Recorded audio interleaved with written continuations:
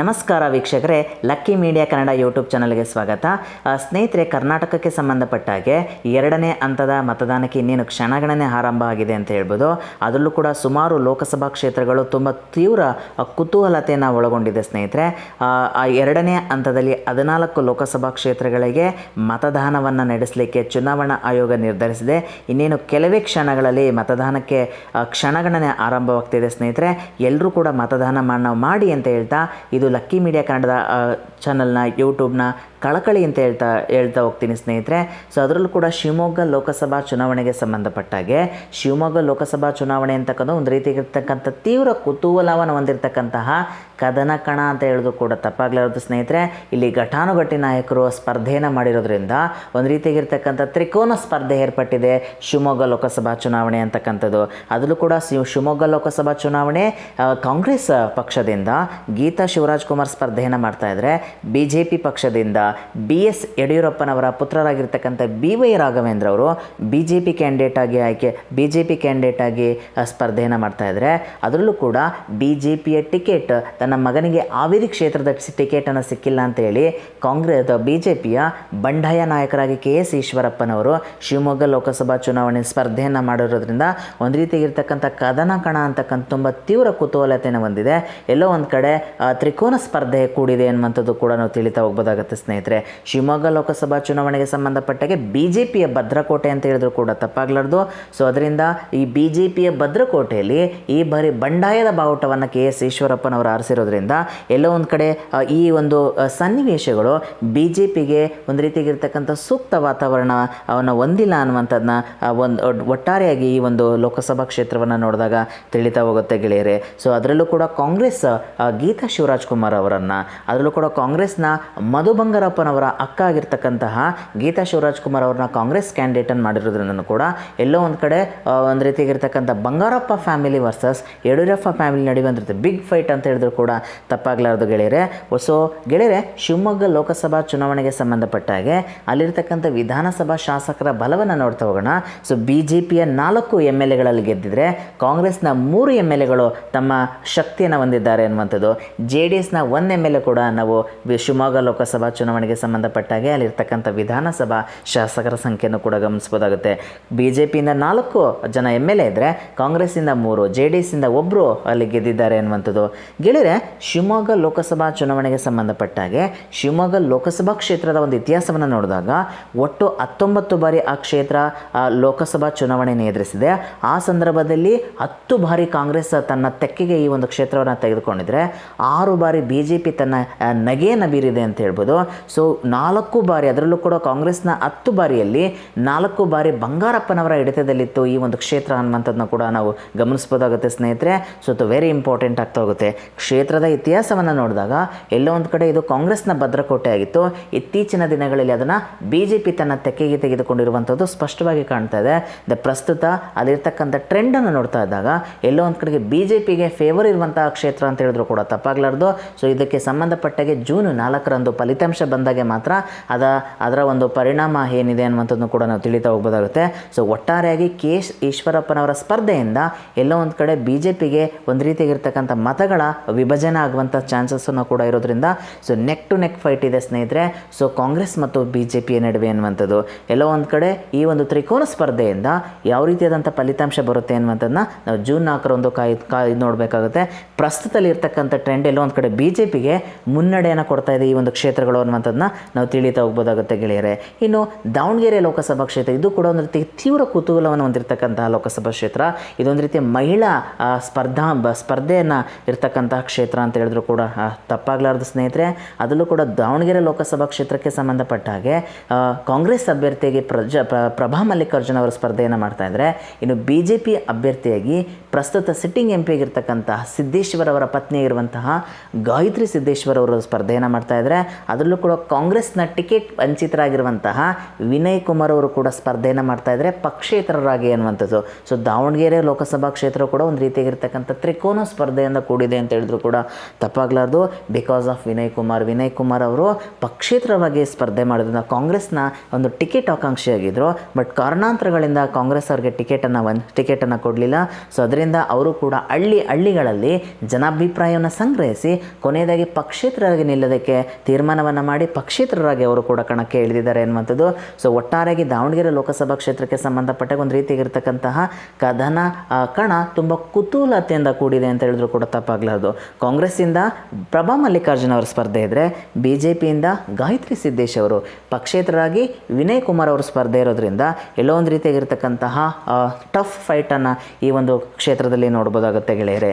ಇನ್ನು ದಾವಣಗೆರೆ ಲೋಕಸಭಾ ಚುನಾವಣೆಗೆ ಸಂಬಂಧಪಟ್ಟಾಗೆ ಅಲ್ಲಿರ್ತಕ್ಕಂಥ ವಿಧಾನಸಭಾ ಶಾಸಕರ ಬಲವನ್ನು ನೋಡಿದಾಗ BJP ಒಬ್ಬ MLA ಹೊಂದಿದ್ರೆ ಕಾಂಗ್ರೆಸ್ 7 MLAಗಳನ್ನು ಗೆಲ್ಸ್ಕೊಂಬಂದಿದೆ ಸ್ನೇಹಿತರೆ. ಸೊ ಕಾಂಗ್ರೆಸ್ಸಿಂದ 7 MLAಗಳಿದ್ರೆ BJPಯಿಂದ ಇದು ಒಂದು ರೀತಿಯಾಗಿರ್ತಕ್ಕಂತಹ ಕಾಂಗ್ರೆಸ್ನ ಭದ್ರಕೋಟೆ ಅಂತ ಹೇಳಿದ್ರು ಕೂಡ ತಪ್ಪಾಗಲಾರದು. 7 ಜನ MLAಗಳು ಕಾಂಗ್ರೆಸ್ನವರಾಗಿದ್ದಾರೆ ಅನ್ನುವಂಥದ್ದು. ಸೊ ಇದನ್ನು ನೋಡ್ತಾ ಹೋಗೋಣ ಸ್ನೇಹಿತರೆ. ಈ ದಾವಣಗೆರೆ ಲೋಕಸಭಾ ಚುನಾವಣೆಗೆ ಸಂಬಂಧಪಟ್ಟ ದಾವಣಗೆರೆ ಲೋಕಸಭಾ ಕ್ಷೇತ್ರದ ಒಂದು ಇತಿಹಾಸವನ್ನು ನೋಡಿದಾಗ ಪುರುಷರಿಗಿಂತ ಮಹಿಳಾ ಮತದಾರರು ಹೆಚ್ಚಿದ್ದಾರೆ.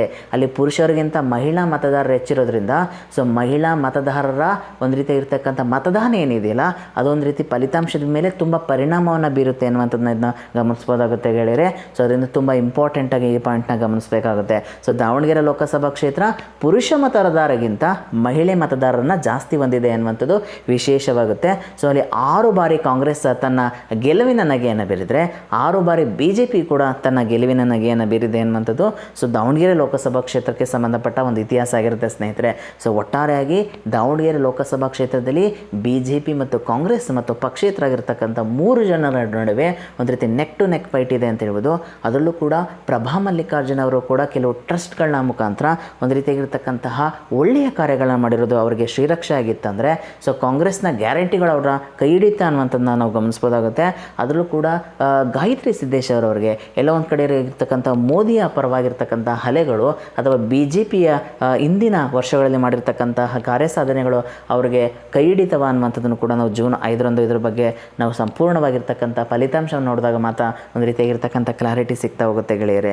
ಸೊ ಒಟ್ಟಾರೆಯಾಗಿ ದಾವಣಗೆರೆ ಲೋಕಸಭಾ ಕ್ಷೇತ್ರದಲ್ಲಿ BJP ಮತ್ತು ಕಾಂಗ್ರೆಸ್ ನಡುವೆ ನೆಕ್ ಟು ನೆಕ್ ಫೈಟ್ ಇದೆ.